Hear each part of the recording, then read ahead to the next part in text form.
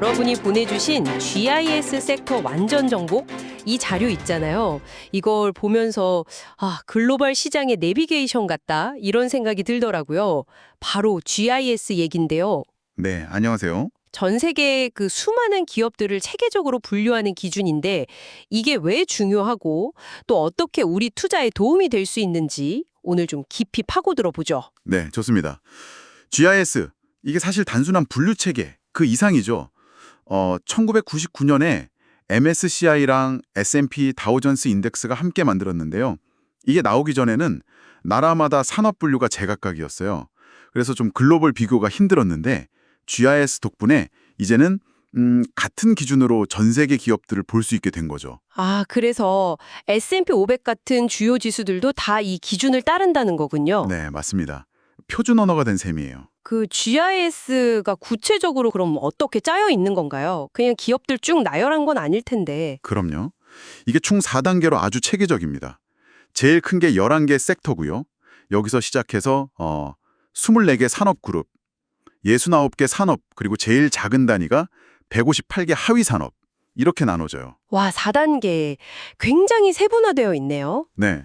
예를 들면 요즘 진짜 핫한 애플이나 엔비디아, 이런 기업들은 정보기술, 그러니까 IT 섹터에 속하는 거죠. IT. 그 11개 섹터가 핵심인 것 같은데 그 11개가 어떤 것들인가요? 네, 그 11개 섹터가 바로 정보기술, IT, 그리고 헬스케어, 금융, 산업재, 경기소비재, 필수소비재, 에너지, 소재, 유틸리티, 통신서비스, 마지막으로 부동산, 이렇게 있습니다. 이야, 정말 다양하네요. 그렇죠.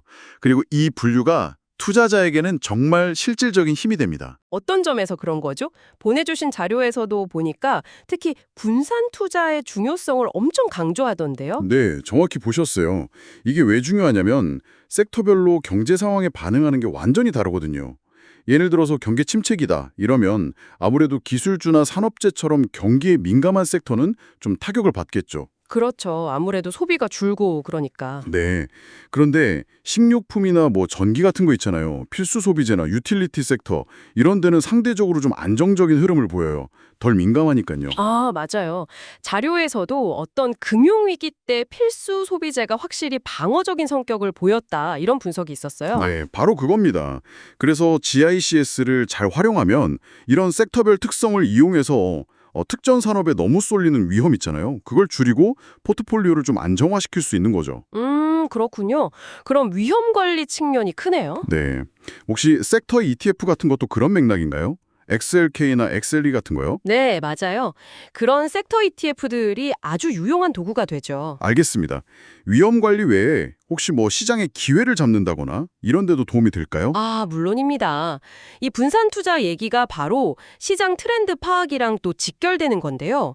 시장을 이끄는 주도 섹터는 계속 바뀌잖아요. 네, 그렇죠. 매번 달라지죠. 네, 자료에서도 나왔듯이 2020년 팬데믹 때는 헬스케어랑 IT가 엄청 강했었고 그때 백신이랑 비대면 때문에 그랬죠. 네, 그러다가 2022년에는 또 지정학적 이슈 때문에 에너지 섹터가 확 떠올랐고요. 맞아요. 유가 엄청 오르고. 네, 그리고 작년 2023년에는 다시 IT가 AI 열풍 불면서 시장을 확 이끌었죠.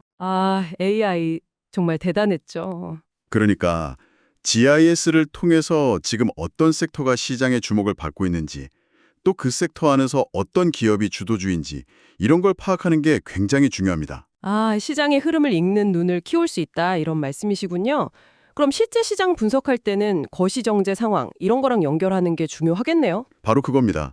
예를 들어서 경기가 좀 회복되는 국면이다 이러면 보통 IT나 산업재 같은 경기 민감주 섹터가 좀 주목을 받고요. 네. 반대로 경기가 좀 둔화될 것 같다 이런 우려가 커지면 아무래도 필수 소비재나 헬스케어 같은 좀 방어적인 섹터로 돈이 몰릴 수 있겠죠. 금리 같은 것도 영향이 크겠어요? 그렇죠. 금리 인상기에는 은행 중심의 금융 섹터는 수익성이 좋아질 수도 있지만 반대로 부동산 섹터는 자금 조달 비용이 늘어나니까 부담을 느낄 수 있고요. 올해 상반기만 봐도 S&P 500 지수 안에서 IT 섹터 비중이 거의 30% 가까이 되면서 지수 상승을 이끌었잖아요. 이게 대표적인 사례죠. 그렇군요. 그런데 요즘 기업들 보면 사업 영역이 워낙 다양해서 딱 한 섹터로 나누기 애매한 경우도 있을 것 같은데요. 뭐 빅테크 기업들처럼요? 자료에서는 이 부분은 뭐라고 하나요? 그거 정말 좋은 질문입니다. 맞아요. 실제로 빅테크 기업들처럼 여러 산업에 걸쳐서 사업을 하는 경우가 많아서 분류의 경계가 좀 모호해질 때가 있죠. 그래서 GIS도 완벽하다고 할 수는 없어요. 하지만 시장 변화를 계속 반영해서 정기적으로 검토하고 필요하면 기업 분류를 조정하기도 합니다. 현재로서는 그래도 가장 널리 쓰이는 합리적인 분류 체계라고 볼 수 있는 거죠. 계속 업데이트가 되는군요. 다행이네요. 그럼 이제 막 투자를 시작했거나 저처럼 좀 더 쉽게 GIS를 활용하고 싶다면요. 어떤 방법이 있을까요? 가장 접근하기 쉬운 방법은 역시 섹터 ETF인 것 같아요. 아까 말씀하신 그거요. 네. S&P 500 전체 지수를 따라가는 ETF 있잖아요. SPY 같은 거. 거기에 투자하면 자연스럽게 11개 섹터에 분산 투자하는 효과를 얻는 거죠. 그냥 지수 추종만 해도 분산이 되는군요. 그렇죠. 아니면 특정 섹터가 앞으로 좋아 보인다 이렇게 판단하면 그 해당 섹터 ETF, 예를 들어 기술주면 XLK, 헬스케어면 XLV 이런 식으로 투자할 수도 있고요. 선택과 집중도 가능하군요. 네. 그런데 중요한 건 자료에서도 계속 강조하는데 정기적으로 분기별이든 연일회든 자기 포트폴리오 안에 sek터 비중이 어떻게 되어 있는지 점검하고요. 시장 상황 변화에 맞춰서 비중을 조절하는 거. 그러니까 리밸런싱이죠. 이 습관이 중요합니다. 리밸런싱. 맞아요. 그거 진짜 중요하죠. 그래서 니스를 볼 때도 그냥 유가가 올랐네 하고 넘길 게 아니라 그럼 에너지 섹터는 어떨까? 라든지 테슬라 실적이 좋다고. 그럼 경기 소비재 섹터 전반은 괜찮나? 이런 식으로 연결해서 생각해보는 습관. 이게 필요하겠네요. 바로 그겁니다. 네. GICS라는 이 프레임, 이 틀을 통해서 뉴스를 보고 시장 데이터를 해석하는 연습. 그게 중요한 거죠. 네, 오늘 GICS라는 렌즈로 보니까 글로벌 시장에 좀 더 명료하게 보이는 것 같습니다. 진짜 복잡한 시장 속에서 길을 잃지 않게 도와주는 지도 같다는 생각이 드네요. 맞습니다. GICS는 단순히 기업을 나누는 걸 넘어서 시장의 큰 흐름을 읽고 또 위험을 관리하고 투자 기회를 잡는 데 정말 유용한 도구예요. 각 섹터가 어떤 특징이 있고 경기에 얼마나 민감한지 이걸 이해하는 게 핵심이라고 할 수 있겠습니다. 자, 오늘 저희 탐구를 마무리하면서 여러분께 마지막으로 질문 하나 던져볼까 합니다. 단기적인 경기 순환에 따른 섹터 변화 말고요. 예를 들어 인공지능, AI의 확산이라든지 아니면 전 세계적인 고령화 같은 아주 거대한 장기 트렌드 있잖아요. 이런 것들이 앞으로 GICS 섹터들의 중요도나 구성을 어떻게 바꿔놓을까요? 한번 이 질문을 곱씹어 보시는 것도 재미있을 것 같습니다.